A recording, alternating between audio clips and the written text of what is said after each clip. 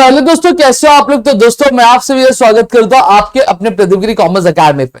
दोस्तों यहाँ पे अगर हम बात करें तो हमने ऑलरेडी लास्ट लेक्चर में लिबरलाइजेशन जो टॉपिक था वो हमने कवर किया था, जहां पर हमने ये देखा था कि लिबरलाइजेशन का मतलब क्या होता है, और साथ ही साथ हमने ये भी देखा था कि भैया क्या सारे मेजर्स लिए गए थे आपकी लिबरलाइजेशन को लाने के लिए।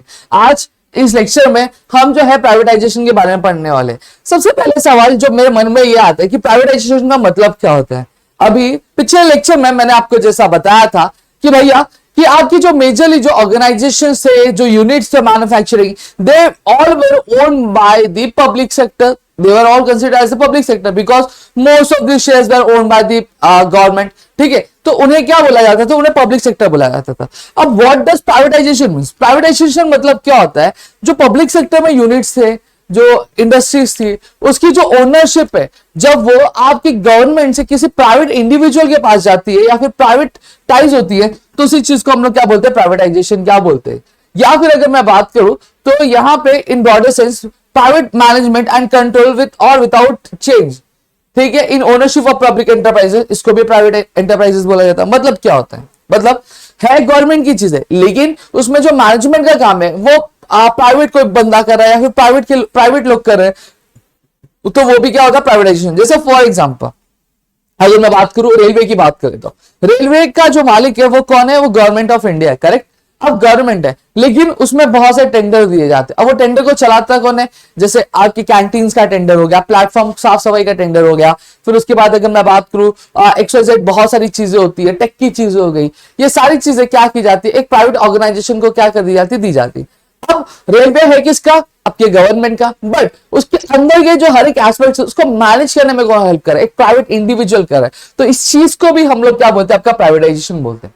या फिर अगर मैं बात करूं प्राइवेटाइजेशन मतलब क्या होता है, एक प्रोसेस होता है, क्या करता है, एक प्रोसेस होता है जहां पे पब्लिक सेक्टर का जो इन्वॉल्वमेंट यानी गवर्नमेंट का इन्वॉल्वमेंट वो क्या हो जाता है, वो कम हो जाता है, और वही एक प्राइवेट जो इन्वॉल्वमेंट होता है वो क्या हो जाता है, बढ़ जाता है इकोनॉमिक एक्टिविटी में। उस चीज को भी हम लोग प्राइवेटाइजेशन बोलते हैं। तो यहाँ पे मैंने 2 से 3 चीज आपको बताया प्राइवेटाइजेशन से रिलेटेड। अब what we are going to study over here, हम यहां पे देखेंगे कि ऐसे क्या मेजर्स लिए गए थे प्राइवेटाइजेशन के। सबसे पहली चीज आती है डिसइन्वेस्टमेंट। क्या आता है, डिसइन्वेस्टमेंट। अब डिसइन्वेस्टमेंट मतलब क्या होता है, ये बेसिकली यहां पे डिसइन्वेस्टमेंट का मतलब ये होता है जब किसी भी पर्टिकुलर चीज में आप क्या कर रहे हो, आप इन्वेस्टमेंट करना कम कर दे रहे हो या फिर आप इन्वॉल्वमेंट कम कर देते हो, तो उसी चीज को हम लोग डिसइन्वेस्टमेंट बोलते हैं। जैसे फॉर एग्जांपल अगर मैं बात करूं तो हमने देखा था कि ऐसी बहुत सारी कंपनियां थी जो आपकी गवर्नमेंट क्या करती थी, ओन करती थी, करेक्ट। अब वहां पे क्या हुआ, अब आपको पता है NEPI न्यू इकोनॉमिक पॉलिसी, तो उसमें क्या हुआ, गवर्नमेंट ने सारी चीजें प्राइवेटाइज करना शुरू कर दिया, यानी अपना जो इन्वॉल्वमेंट था, अपना जो इन्वेस्टमेंट था उन सेक्टर्स में, उन यूनिट्स में क्या कर दिया, कम कर दिया। उसी चीज को हम लोग क्या बोलते हैं, डिसइन्वेस्टमेंट क्या बोलते हैं। यही बोला देखो, it is the act of selling shares of sick public sector units to the private sector. सही बात है, आया ना।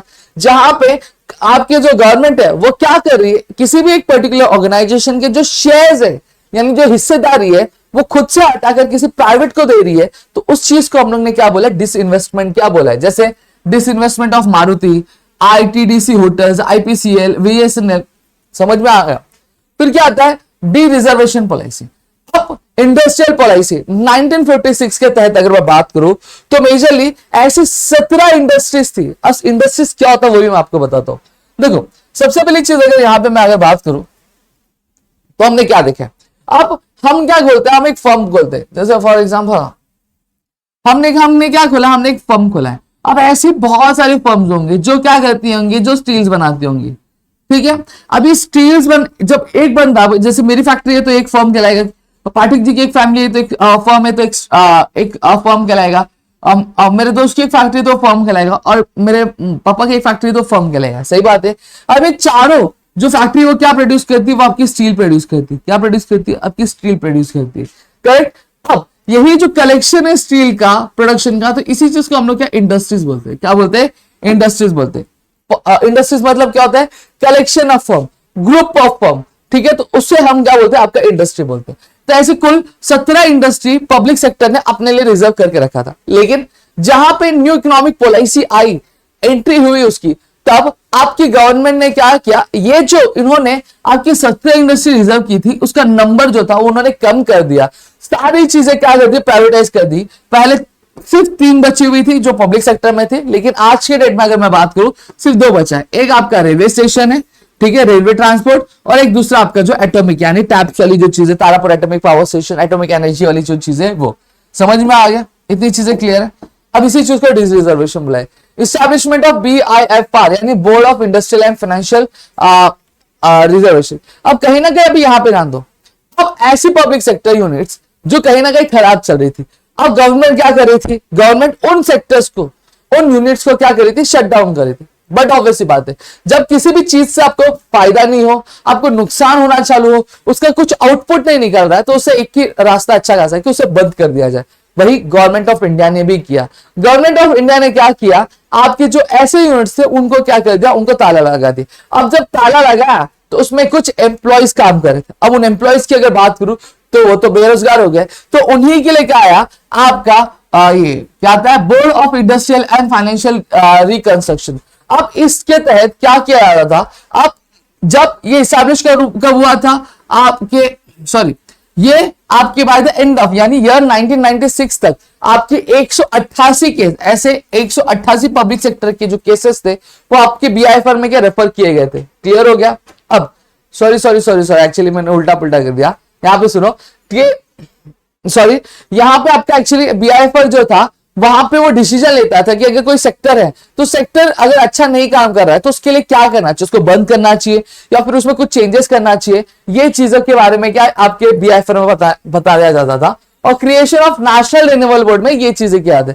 अब जैसे कोई सिक केसेस है, 188 सिक केसेस यानी खराब केसेस जो यूनिट्स के थे पब्लिक सेक्टर के, वो आपके BIFR के पास रेफर किए गए। अब BIFR ने ये डिसीजन लिया कि भैया हमें क्या करना चाहिए, इन यूनिट्स को क्या बंद करने देना चाहिए। अब जब इन यूनिट्स को बंद कर दिया जाएगा तो क्या होगा, तो दोस्तों वहां पे प्रॉब्लम ये आएगी कि आपके BIFR में आपकी प्रॉब्लम ये आएगी कि जितने भी लॉस मेकिंग पब्लिक सेक्टर के जो एम्प्लॉयज थे वो एम्प्लॉयज क्या हो जाएंगे, बेरोजगार हो जाएंगे। वो क्या हो जाएंगे, वो अनएम्प्लॉयड हो जाएंगे। अब जब वो अनएम्प्लॉयड हो जाएंगे तो उनका गुजारा चलेगा, नहीं चलेगा। वहीं पे आपका जो नेशनल रिन्यूअल बोर्ड था वो क्या करता था, वो ये करता था कि जितने भी ऑर्गेनाइजेशन थे जो पब्लिक सेक्टर के थे वो जब बंद हो रहे तो उनके जो वर्कर्स को क्या करता था, कंपेंसेशन प्रोवाइड करता था, या फिर ऐसा कोई बंदा था जो क्या करना चाहता था, रिटायरमेंट लेना चाहता था, उनको रिटायरमेंट क्या प्रोवाइड करता था।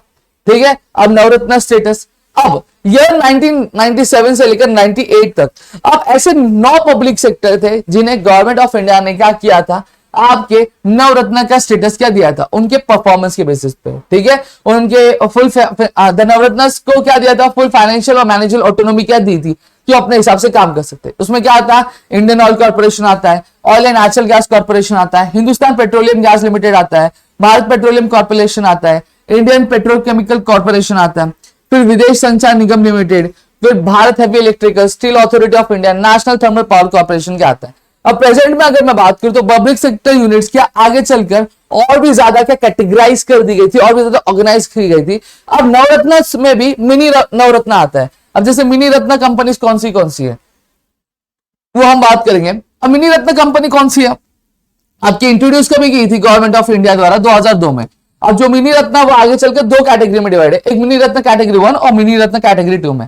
एक पब्लिक सेक्टर कंपनी जिन्होंने अपना जो प्रॉफिट है पिछले 3 साल में, ठीक है, प्री टैक्स उनका कितना हुआ, 30 करोड़ या फिर 30 करोड़ से ज्यादा है। ठीक है, 30 should have been 30 crores or more in at least one of the 3 years, या फिर आपके कम से कम पिछले 3 साल में 30 करोड़ का तक का मुनाफा किया, या फिर किसी एक साल में 30 करोड़ तक का मुनाफा किया, तो उसे मिनी रत्न कंपनी 1 कहा जाता था। अब वही मिनी रत्न कैटेगरी 2 किसी एक पब्लिक सेक्टर कंपनी को क्या मिनी रत्न कैटेगरी 2 में क्या घोड़ा जा सकता है, अगर वो कंटिन्यूसली पिछले 3 साल में क्या कर रही है, एक अच्छा खासा पॉजिटिव नेटवर्थ क्या कर रही है, ला रही है, यानी अच्छा खासा क्या ग्रोथ कर रही है। तो अब महारत्न कंपनी किसको बोला जाता था, Maharatna company category for the central public sector enterprise, मतलब एक ऐसे एंटरप्राइजेस, एक ऐसी ऑर्गेनाइजेशन जो आपके सेंट्रल गवर्नमेंट में क्या अलाय करते थे, उन्हें क्या महारत्न कंपनी क्या बोला जाता।